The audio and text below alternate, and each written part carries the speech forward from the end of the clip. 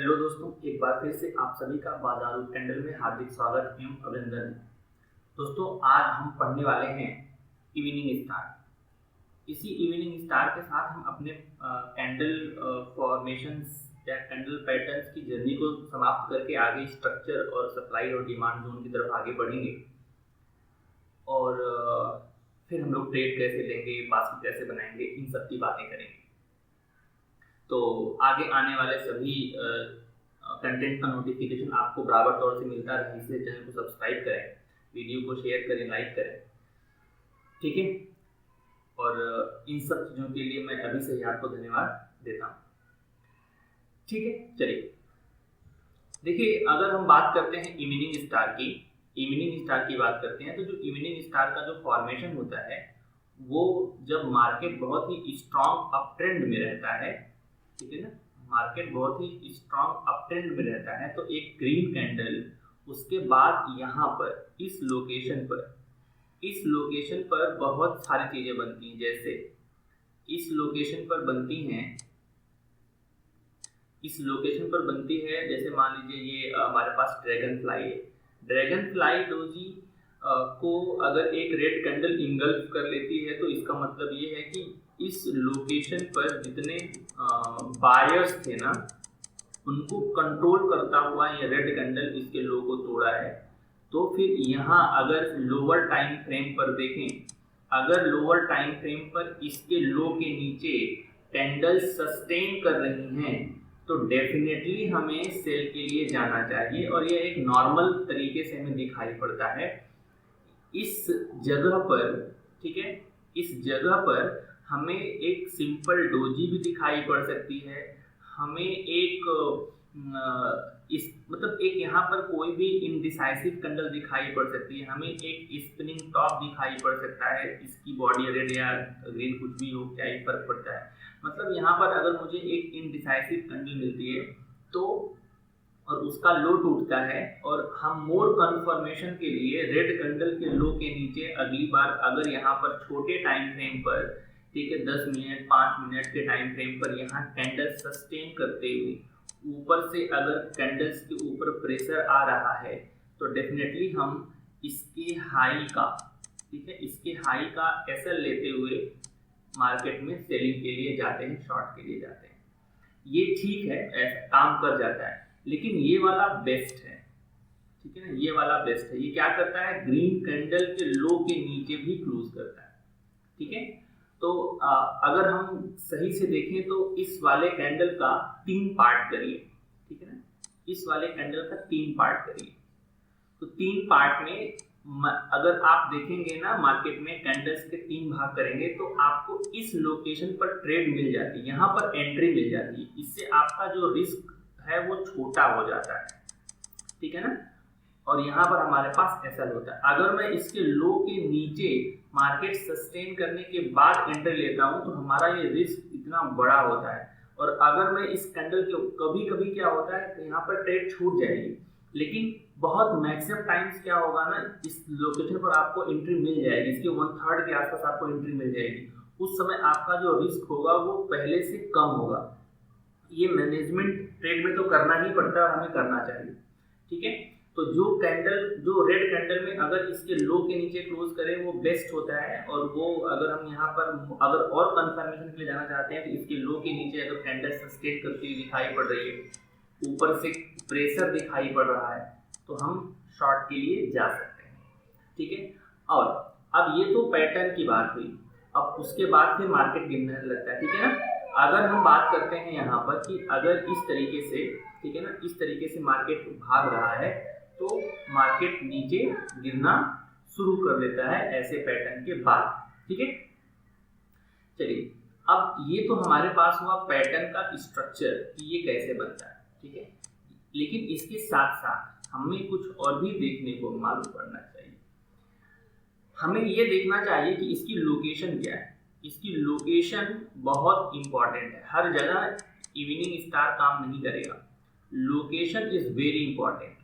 अगर आप लोकेशन को अंडर एस्टिमेट करते हैं तो इसका मतलब है कि आप गैम्बलिंग कर रहे हैं, ठीक है ना। ट्रेडर तो नहीं है, गैम्बलर है। इमोशन को कंट्रोल करना सीखना होगा, ये बहुत जरूरी है, ये कोई सिखा नहीं सकता, ये खुद से ही सीखना पड़ेगा। ठीक है, चलिए हम बारी बारी से बात करते हैं लोकेशन, सप्लाई जोन की बात करते हैं। पहला क्या होगा? Supply zone. सप्लाई जोन क्या होता है आगे आएगा, बिल्कुल फिकर नॉट, हम लोग सप्लाई जोन के बारे में भी पढ़ेंगे। मान लेते हैं हमारे पास यहाँ पर एक सप्लाई जोन था, जहां पर पहले मतलब पास्ट में कैंडल्स यहाँ से बहुत सीधा फॉल आया है, ठीक है ना, बहुत सीधा फॉल आया है। फिर से मार्केट उठ करके धीरे धीरे, ठीक है ना, इस लेवल के पास जाती है, ठीक है, तो जरूर रिएक्शन शो करती है और यहीं पर एक बेरिश पैटर्न बनेगा। बेरिश पैटर्न आता है इवनिंग स्टार का, ठीक है ना, बेरिश पैटर्न आता है इवनिंग स्टार का। और फिर यहाँ पर अगर वो पैटर्न दिखाई पड़ता है, ठीक है ना, अगर यहाँ पर इवनिंग स्टार दिखाई पड़ता है तो इसके ऊपर का एसएल लेकर के हम शॉर्ट के लिए जा सकते हैं। ठीक है, ये सप्लाई जोन हुआ। ठीक है, सप्लाई जोन में हमें देखना पड़ता है कि पहले मार्केट बहुत स्ट्रॉन्ग बुलिश कैंडल बनाता हुआ, ठीक है ना, बहुत ही खतरनाक कैंडल बनाता हुआ ऐसे गिरा हो पास्ट में, ठीक है, तब जा करके हम इसको बोलते हैं सप्लाई जोन। क्लियर है? आई होप ये बात आपको समझ में आ रही होगी, ये सप्लाई जोन क्यों है। ये पहली लोकेशन हुई। ठीक है, दूसरी लोकेशन हो जाएगी रेजिस्टेंस की, ठीक है ना, दूसरी लोकेशन हो जाएगी क्या? रेजिस्टेंस की। अब वो रेजिस्टेंस कई प्रकार का हो सकता है, इंडिकेटर बेस्ड हो सकता है, ट्रेंड लाइन बेस्ड हो सकता है, वीकली हाई ओपन लो क्लोज हो सकता है, ठीक है ना, तो रेजिस्टेंस तो कई हो सकता है, जहां से कैंडल्स मल्टीपल टाइम्स प्रेशर दिया है, नीचे ले आया है मार्केट को, वो भी एक लेवल रेजिस्टेंस का काम करता है। ठीक है, तो रेजिस्टेंस भी हमारे पास क्या होता है? एक जोन होता है। तो मान लेते हैं कि ये एक जोन है और यहाँ पर जब मार्केट पहली बार, ठीक है ना, जब मार्केट पहली बार ऊपर गया तो यहाँ से उसको रिजेक्शन देखने को मिला, ठीक है ना, मार्केट नीचे चला आया, फिर से वो गया तो यहाँ से फिर से मार्केट नीचे चला आया, फिर से अब ये जब मार्केट यहाँ जाएगा ना और यहाँ पर कोई एक बेरिश पैटर्न बने इस जोन के पास, ठीक है, अगर हमारे पास कोई एक बेरिश पैटर्न बनता है तो डेफिनेटली हमें सेलिंग के लिए जाना चाहिए। अब की बार जो होगा ना वो बहुत ही खतरनाक खेल होगा, अब की बार जो भी बनेगा वो बहुत खतरनाक, क्योंकि तीसरी बार बहुत तगड़ा रिजेक्शन आता है, बहुत ही तगड़ा रिजेक्शन आता है और रिएक्शन भी आता है। आप दोनों बात समझिए, किसी ट्रेंड लाइन पर, किसी लेवल पर तीसरी बार तो बहुत तगड़ा लेवल आता है और उसके बाद हम यहाँ से शॉर्ट के लिए जाते हैं। ये रेजिस्टेंस का लेवल है, ऐसी जगह बने तो तीसरी 20 SMA, ठीक है, तीसरी 20 SMA, अगर मान लीजिए ये 200 SMA है, सॉरी, अगर हम ये मान लें, ठीक है, अगर हम ये मान लेते हैं कि ये 200 SMA है और फिर यहाँ पर हमारे पास एक 20 SMA है, ठीक है, तो ये हमारे पास 200 SMA है, ये हमारे पास 20 SMA है और मार्केट क्या करी, यहाँ से एक यहाँ पर मार्केट सस्टेन कर रहा था, कंसोलिडेट कर रहा था और बहुत ही तगड़े से मार्केट में गिरावट आई। तो एक बार क्या होगा, ये 20 SMA या तो करीब आएगा या तो प्राइस 20 SMA के पास जाएगा। अगर ऐसी जगह पर आपको पैटर्न दिखाई पड़े, कोई भी बेरिश पैटर्न, हम लोग पढ़ रहे हैं इवनिंग स्टार, तो मैं बार बार इवनिंग स्टार बना रहा हूँ, ठीक है ना, तो अगर ये कोई पैटर्न बनता है तो हम जरूर से जरूर शॉर्ट के लिए जाएंगे। जब भी डिक्रीजिंग 20 SMA होगा, फिर से मार्केट अगर इसके लो को तोड़ करके फिर से अगर 20 SMA के पास आया तो यहाँ पर फिर से अगर पैटर्न बना तब भी हम शॉर्ट के लिए जाएंगे।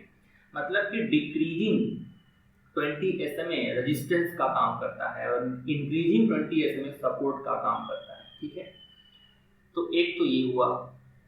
एक 20 SMA की एक और लोकेशन होती है, ठीक है ना, 20 SMA की एक और लोकेशन होती है कि मान लीजिए ये 200 SMA है, ठीक है ना, और ये हमारे पास 20 SMA है, ठीक है, ये हमारे पास 20 SMA है।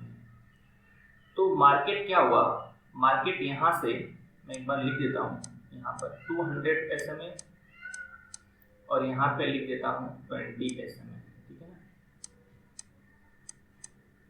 20 SMA।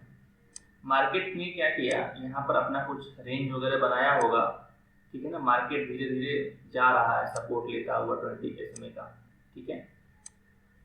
अब जैसे ही इसकी 20 SMA से दूरी होती है और इस लोकेशन पर अगर आपको इवनिंग स्टार दिख जाए, ठीक है, अगर इवनिंग स्टार दिख जाए तो डेफिनेटली हम शॉर्ट के लिए जाएंगे अगर इसके लो के नीचे सस्टेन कर रहा है। तो 20 SMA फिर क्या करेगा पता है, 20 SMA क्या करेगा, ऐसे घूमना शुरू करेगा, धीरे धीरे घूमना शुरू करेगा और घूमने के बाद जब यहाँ पर आएगा ना फिर से जा करके रेजिस्टेंस लेगा, ठीक है, इस तरीके से रेजिस्टेंस लेगा। मतलब जब 20 SMA और 200 SMA के बीच में गैप होगा और कोई बेरिश पैटर्न यहाँ बने, ठीक है ना, अगर यहाँ पर कोई बेरिश पैटर्न बने तो डेफिनेटली हम क्या करेंगे, हम शॉर्ट के लिए जाएंगे। अगर मुझे यहाँ पर कोई पैटर्न मिलता है, मुझे यहाँ पर कोई पैटर्न मिलता है तो हम जरूर जाएंगे, ठीक है ना, शॉर्ट के लिए। ये फोर्थ लोकेशन हुई। अगर हम बात करें अपने फिफ्थ लोकेशन की, तो फिफ्थ लोकेशन में बात आती है किसकी, फिफ्थ लोकेशन में बात आ जाती है SR फ्लिप की, ठीक है ना, SR फ्लिप। ये भी मार्केट में अच्छा काम करता है, बहुत अच्छा काम करता है। मान लीजिए आपके पास एक ये जोन है, ठीक है ना, SR फ्लिप का। SR फ्लिप का मतलब क्या हुआ, पहले मार्केट कभी यहाँ से यहाँ पर गिरी थी, ठीक है ना, यहाँ पर गिरी थी, या आप इसको ऐसे बनाए ज़्यादा बेहतर होगा, ठीक है, क्योंकि हम सेलिंग के लिए जाना चाहते हैं ना, तो ऐसे बनाइए, ठीक है। मार्केट यहाँ पर गिरी थी और यहाँ से गिर करके सपोर्ट लिया था, ठीक है, सपोर्ट लिया था। फिर मार्केट आई इधर, आने के बाद तब बहुत मल्टीपल स्विंग अपना बनाई होगी, आने के बाद उसने क्या किया, एक बहुत ही स्ट्रॉन्ग कैंडल से इसको ब्रेक कर दिया, इस लेवल को, ठीक है, यहाँ पर इसको ब्रेक कर दिया।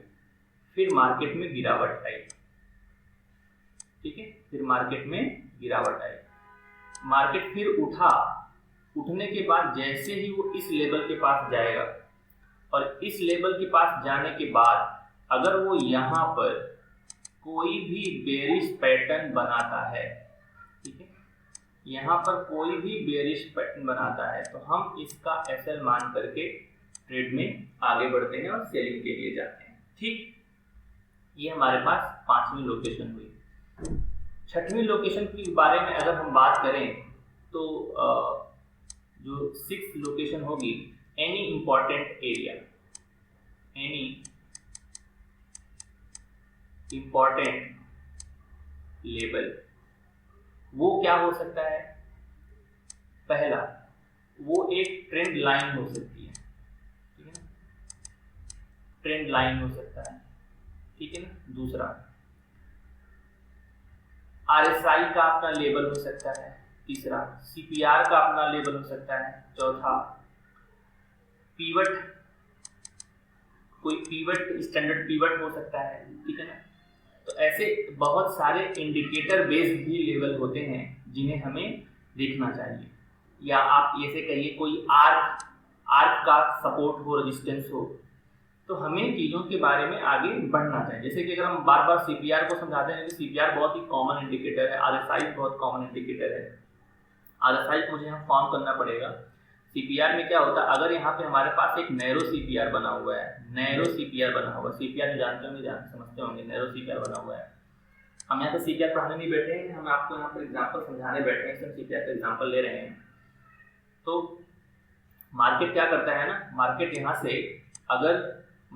पर अगर मतलब कोई इवनिंग स्टार बना करके, ठीक है ना, कोई सा भी इवनिंग स्टार बना करके अगर गिरती है, ठीक है ना, और एक बढ़िया लेवल से क्लोज करती है, तो ये हमारे पास क्या था, ग्रीन था, तो डेफिनेटली हमें शॉर्ट के लिए जाना चाहिए, ठीक है।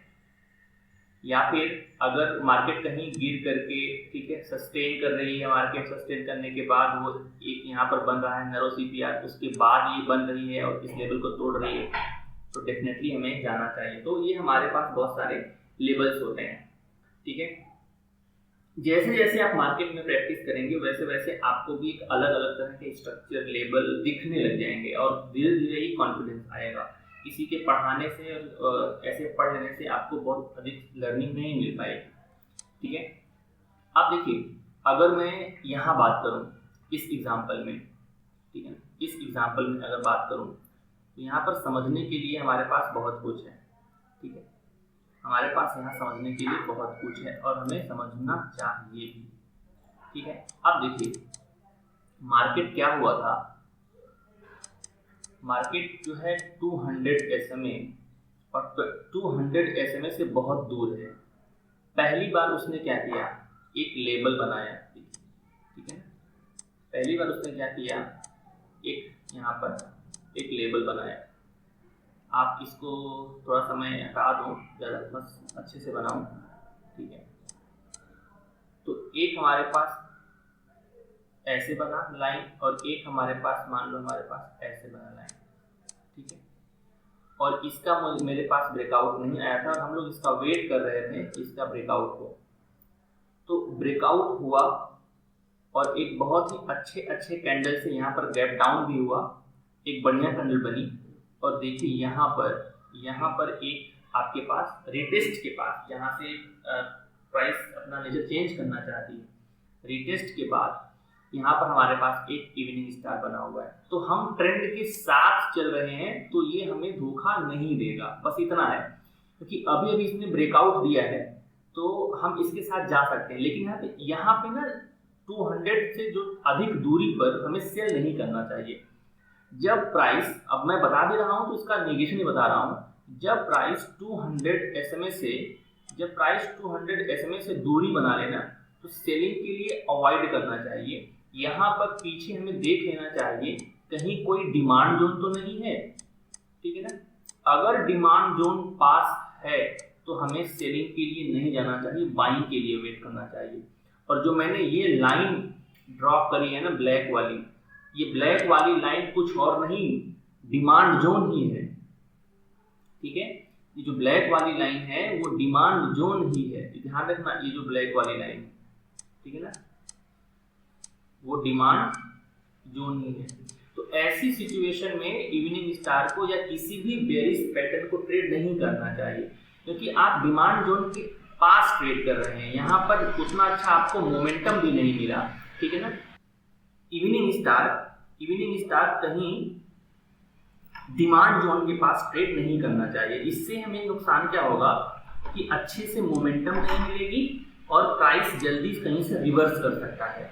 जैसे अगर मैं आपको दिखाने की कोशिश करूं, ठीक है, मैं फिर से आपको दिखाने की कोशिश करता हूं, 200 SMA मैं अगर फिर से दिखाने की कोशिश करूं तो हमें ये देखने को मिलेगा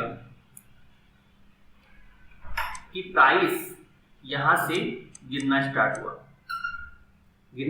हुआ तो यहां पर उसने क्या किया, उठने के प्रयास किया, फिर गिरा, फिर उठा, फिर गिरा।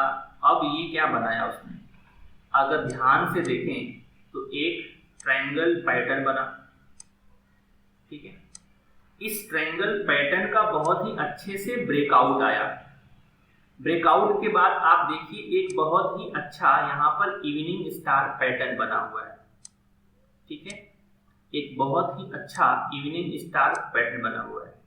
लेकिन इस लेवल पर इवनिंग स्टार पैटर्न को ट्रेड बहुत ही सावधानी से करना चाहिए। उसके पीछे दो रीजन है। एक तो प्राइस 200 SMA से बहुत दूर हो चुकी है। अगर ये बहुत दूर हो चुकी है तो इसकी पॉसिबिलिटी ये है कि ये किसी डिमांड जोन के पास है, और ये जो लाइन है वो डिमांड जोन वाली ये ड्रॉ किया है, वो डिमांड जोन के पास। हालांकि इस केस में सेंटिमेंट नेगेटिव था, ये काम कर गया, बट अगर सेंटिमेंट पॉजिटिव रहता ना तो ये मार्केट यहाँ से घूमना स्टार्ट कर देता और आप सेलिंग में फंस जाते। तो इसलिए हमें जब 200 SMA से प्राइस बहुत दूर है और हम सेलिंग के लिए सोच रहे हैं तो पहले तो हमें सोचना भी नहीं चाहिए।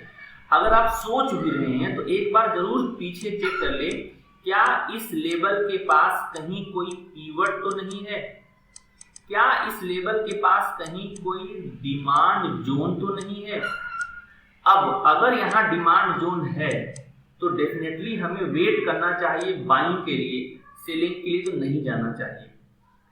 जैसे ही ये अपने मंथली डिमांड जोन से प्राइस टकराया उसके बाद तुरंत ही यहाँ पर सेलिंग आना स्टार्ट हो गया, तुरंत ही यहाँ से बाइंग आना स्टार्ट हो गया। और जैसे ही यहाँ पर बाइंग आया, जो ये लेवल था एक सप्लाई जोन था। ये लेवल क्या था? ये लेवल था एक सप्लाई जोन। अब जब ये लेवल एक सप्लाई जोन था तो इस सप्लाई जोन के पास अगर आप ध्यान से देखें तो एक इवनिंग स्टार पैटर्न बना हुआ है, लेकिन ये जो इवनिंग स्टार है उतना बढ़िया नहीं है, क्योंकि इसकी जो ग्रीन कैंडल है बहुत ही स्ट्रांग है, रेड कैंडल बहुत कमजोर है। पहला रीजन है, तो हमें सेलिंग के लिए नहीं जाना चाहिए। दूसरा रीजन क्या है? अभी अभी प्राइस अपने मंथली डिमांड जोन से टकरा करके आई है, ठीक है। तो जब अभी अभी मंथली जोन से टकरा करके आई है प्राइस, तो इसमें बायर्स बहुत ज्यादा एक्टिव हैं और बहुत दूर अभी प्राइस मूव भी नहीं करी है। तो इसलिए हमें इस वाले एरिया में, हालांकि हमें ये मिला हुआ है, ये हमें ट्रेड मिला हुआ है, इवनिंग स्टार का हमें फॉलोअप मिला हुआ है, लेकिन ये देख रहे हैं ये गैप डाउन होकर के बना दिया है एक ग्रीन कैंडल, तो इसने ट्रेंड ही चेंज कर दिया है। तो इसलिए हमें इस लोकेशन में भी सेलिंग नहीं करना चाहिए, ठीक है। तो ये वाली एरिया भी बच के, क्योंकि ये डिमांड जोन से टकरा गई है, तो ये वाली एरिया भी बच करके, हालांकि हमें कुछ तो फायदा मिला है क्योंकि ये जोन बहुत ही स्ट्रांग था, ठीक है ना, इसलिए काम कर गया। और अच्छे से काम क्यों नहीं किया? क्योंकि अभी अभी प्राइस अपने मंथली डिमांड जोन से टकरा करके आ रही थी, ठीक है। तो इसमें हमने आपको ये दिखाया कि इस तरीके से आप किसी ट्रेंड के साथ जा सकते हैं। बस आप ध्यान रखें कि कोई डिमांड जोन ना हो। अगर आपके पास जोन है, कोई अच्छा सा जोन है, तो उसके साथ भी आप जा सकते हैं। हमने बस आपको ये दिखाने के लिए ये मार्किंग करी थी कि यहाँ पर आपके पास एक इवनिंग स्टार का पैटर्न है। अगर हम इसको भी इवनिंग स्टार का पैटर्न माने, ये पहली बार है तो इसने अच्छा काम किया। देखिए यहाँ पर भी एक इवनिंग स्टार है, तो जब यहाँ से एक बहुत ही स्ट्रांग, देखिए यहाँ से बहुत ही स्ट्रांग कैंडल से हमें इसके लो को टूटने देखने को मिला। तो ये जो इवनिंग स्टार है इसने भी बहुत ही अच्छे तरीके से काम किया हुआ है, ठीक है। यहाँ अगर आप इस पैटर्न को भी माने, इसको अगर आप कंबाइन करेंगे तो ये बहुत अच्छा स्ट्रांग पैटर्न नहीं बनेगा। ये भी एक हमारे पास क्या है, इवनिंग स्टार पैटर्न के टाइप का ही है, ठीक है ना, जिसमें ग्रीन कैंडल में प्रेशर है और ये जो बीच में कैंडल्स बनी है वो इंडिसाइसिव है और रेड कैंडल में बहुत ज्यादा ताकत आ गई है, तो इसने ट्रेंड को नीचे लेकर के आया। और अभी अभी क्या हुआ है, जब प्राइस बहुत गिर रहा था तो प्राइस अभी अभी रेस्ट लिया है। तो जब प्राइस गिरने के बाद पहली बार रेस्ट लेता है तो एक बार ब्रेकआउट आता ही आता है, ठीक है। क्यों? कि प्राइस 200 के नीचे है, प्राइस में बेरिशनेस है, प्राइस में सेलर्स हावी हैं, ये इसीलिए यहाँ पर ऐसा मैं बोल रहा हूँ, ठीक है। तो यहाँ पर हमें क्या देखने को मिला, यहाँ पर हमारे पास दो चीजें देखने को मिली कि एक सप्लाई जोन था, यहाँ पर भी पैटर्न है, इसको हम नहीं मान रहे हैं क्योंकि ये हमारे पास एक इंडिसाइसिव कैंडल नहीं है। मानने को आप मान सकते हैं, आपकी मर्जी है, बट मैं इधर नहीं मान रहा हूँ। ये ठीक है, पैटर्न है, ठीक है ना। यहाँ पर ये भी एक पैटर्न है, इसको आप कंबाइन करेंगे तो बहुत अच्छा पैटर्न नहीं मिलेगा कि बहुत स्ट्रांग कैंडल मिलेगा, यह भी आपको कुछ इंडिसाइसिव टाइप का ही मिलेगा, ठीक है ना। तो पहली बार, दूसरी बार, तीसरी बार देखिए धाए से मार्केट गिर गया, इसीलिए 3 बार अगर टच कहीं दिखाई पड़ रहा है ना तो हमें थोड़ा सा सावधान रहना चाहिए। और ये वाला हमें ट्रेड क्यों नहीं करना चाहिए, क्योंकि अभी अभी प्राइस अपने डिमांड लेवल से टकरा करके आ रही है, इसलिए हमें यहाँ पर थोड़ा सा अवॉइड करना चाहिए। ठीक है, यहाँ हमें बाइंग के लिए वेट करना चाहिए, ना कि सेलिंग के लिए वेट करना चाहिए। तो ये हमारे पास देखने को मिला। उसके बाद अगर मैं इन सबको हटाऊं और यहाँ पर आपको एक लेके चलूँ, यहाँ पर क्या हो रहा है, अगर आप यहाँ पर देखें तो एक पैटर्न बन रहा है। ठीक है, ये देखिए यहाँ पर बहुत ही लंबा, क्योंकि ये डेली टाइम फ्रेम है तो बहुत ही लंबा पैटर्न बना हुआ है। यहाँ पर यह एक इवनिंग स्टार आप मान सकते हैं। क्यों मान सकते हैं मैं बता रहा हूँ। अगर आप इन सारी रेड कैंडल को, ठीक है ना, इन सारी रेड कैंडल को ज्वाइन कर दीजिए, ठीक है ना, अगर आप इन सारी रेड कैंडल को ज्वाइन कर देते हैं तो आपके पास ये रेड कैंडल सारी अगर आप ज्वाइन कर देते हैं तो ये आपके पास एक इवनिंग स्टार बन जाएगा। ठीक है, पर हम क्यों इसको मान रहे हैं, हम इसलिए मान रहे हैं ना कि देखिए इसने किया क्या है, इसने एक काम ये किया है, गड़बड़ काम क्या किया है कि इसने यहाँ से इस प्राइस का जो लो है वो तोड़ दिया है। इस लेवल से उसने इस प्राइस का लो, पहली बार कोशिश की गई, यहाँ से देखो इवनिंग स्टार, यहाँ से एक बार कोशिश करी गई। अगर मैं इन तीनों कैंडल को एक मान लो इनडिसाइसिव कैंडल ना, तो हम बड़े आसानी से समझ सकते हैं इवनिंग स्टार के बारे में। अगर मैं ये बीच के जो 3 कैंडल हैं, अगर मैं इनको मान लो इनडिसाइसिव अगर कंबाइन करूँ तो ये बन जाएंगे, ऑब्वियसली बन जाएंगे। कंबाइन करने के बाद ये ग्रीन कैंडल, ये इनडिसाइसिव, उसके बाद ये, तो पहली बार जब इवनिंग स्टार बना, ठीक है ना, कंबाइन जो दिख नहीं रहा है, कंबाइन करना पड़ेगा। पहली बार जब दिखा तो ये नीचे आया और इस कैंडल में ताकत भी थी। दूसरी बार फिर जब ये यहाँ से नीचे आया, ठीक है ना, तब ये इसका लो तोड़ दिया, यानी कि हमें ये 2 टच मिल गए। अब जब तीसरी जगह पहुंचा ना तो यहाँ पर सेलर्स देखिए हावी हो गए, इसने भी क्या किया, इसका लो तोड़ दिया। अब मार्केट को ऊपर जाने में दिक्कत हो रही है, यहाँ पर गया एक बहुत बढ़िया क्लीन, ये जो रेड कैंडल है वो देखिए यहाँ पर इसके लो को भी तोड़ दिया, ये बेस्ट हो गया ना, इसके लो को तोड़ दिया। उसके बाद इसने क्या किया, इसने भी अपने इस स्विंग लो को तोड़ा है ना, एक बहुत ही अच्छे कैंडल से तोड़ा है। तो एक तरीके से मैं ये कह रहा हूँ कि इस पैटर्न में टॉप पर बार बार इवनिंग स्टार बन रहा है, जो कोई साफ साफ दिख रहा है, कोई कंबाइन करने पर दिख रहा है। तो इस यहाँ पर गैप डाउन भी हो गया, ठीक है ना, यहाँ पर देखिए गैप डाउन भी हो गया, मार्केट फिर से यहाँ पर रिवर्स किया, यहाँ से फिर से मार्केट नीचे आया, और मार्केट जब नीचे आया ना तो क्या बनाया जरा ये देखिए। जब मार्केट नीचे आया तो ये धीरे धीरे यहीं से शो कर रहा है कि मैं नीचे जाना चाहता हूँ। उसके बाद मार्केट ने इस 200 SMA के पास आकर के यहाँ पर बायर्स एक्टिव होने की कोशिश तो किए, लेकिन इतने दिन स्ट्रगल करने के बाद बायर्स में इतनी हिम्मत नहीं थी कि मार्केट को ऊपर लेकर के जाएं। तो हुआ क्या, अंत में तब सेलर्स की बारी आई, कहे ठीक है जब तुम्हारे पास पावर नहीं है तो हम अपनी पावर को दिखाते हैं। तो ये देखिए यहाँ पर एक, अगर मैं इन तीनों कैंडल को कंबाइन कर दूं, अगर मैं इन तीनों कैंडल को कंबाइन कर देता हूँ तो हमारे पास एक फिर से इवनिंग स्टार देखने को मिलता है, और उसके बाद एक गैप डाउन देखने को मिलता है। ट्रेंड कॉन्टिन्यूटी को दर्शाता है कि अब ये जो डाउन ट्रेंड स्टार्ट हो गया है गैप डाउन के बाद, वो अभी थमेगा नहीं, ठीक है ना। इसलिए हमारे पास यहाँ पर अलग अलग जगह पर, यहाँ पर था, ठीक है ना, यहाँ पर बहुत बढ़िया था, यहाँ से थोड़ा सा स्ट्रगल हुआ, इसके पहले से हमें कुछ इंडिकेशन मिला। तो इस तरीके से हमें जगह जगह इवनिंग स्टार देखने को मिले हैं, ठीक है।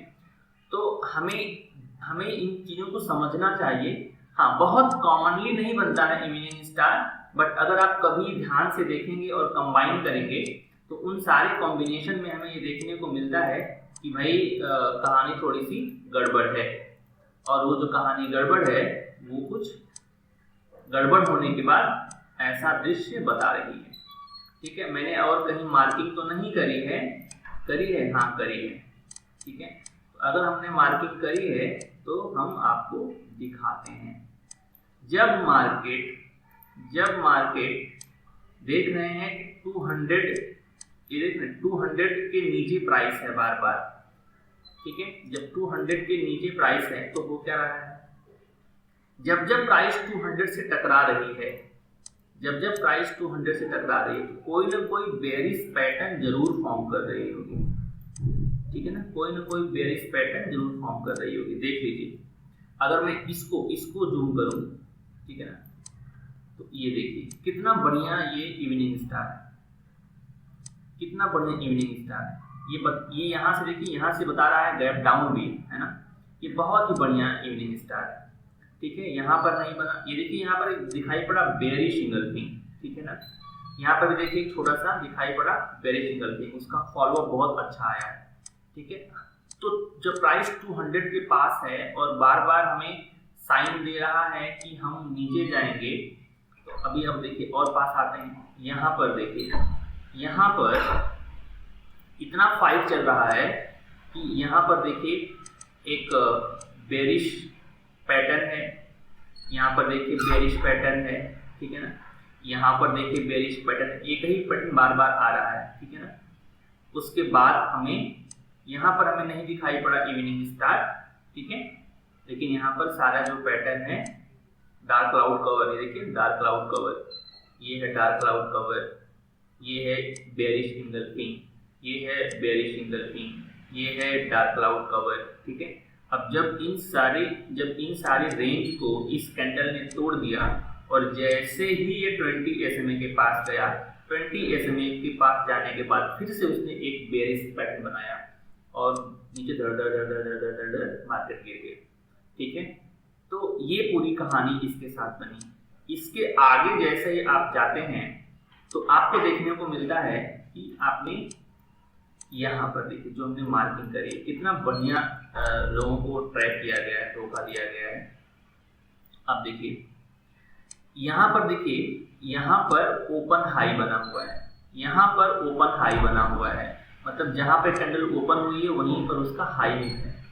तो जब ये ओपन हाई बना हुआ है तो ये बता रहा है कि मार्केट में बेरिशनेस है। लेकिन फिर क्या हुआ, इसी 20 SMA के पास एक इंगल्फिंग कैंडल बने, लेकिन इंगल्फिंग कैंडल के ऊपर प्रेशर है ना, तो ये उतना बढ़िया इंगल्फिंग नहीं है। ये इंगल्फिंग तब अच्छा काम करता जब 200 SMA के पास बनता। तो हमें ऐसे इंगल्फिंग पर डाउट करना चाहिए, क्योंकि अभी प्राइस 200 SMA के नीचे है तो वो रेजिस्टेंस का काम करेगा 200 SMA।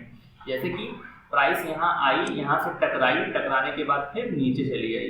तो अभी जो इस पर हमें जो इंगल्फिंग बनी है ना, इस पर हमें यहाँ पर वेट करना चाहिए कि ये जो पैटर्न है वो यहाँ कहीं ऊपर आकर के बने, ऊपर आकर के बनेगा तब ये ऊपर की तरफ मूव देगा। बेरिश पैटर्न नीचे बने तो अच्छा काम करेगा और बुलिश पैटर्न 200 के ऊपर बने तो अच्छा काम करेगा।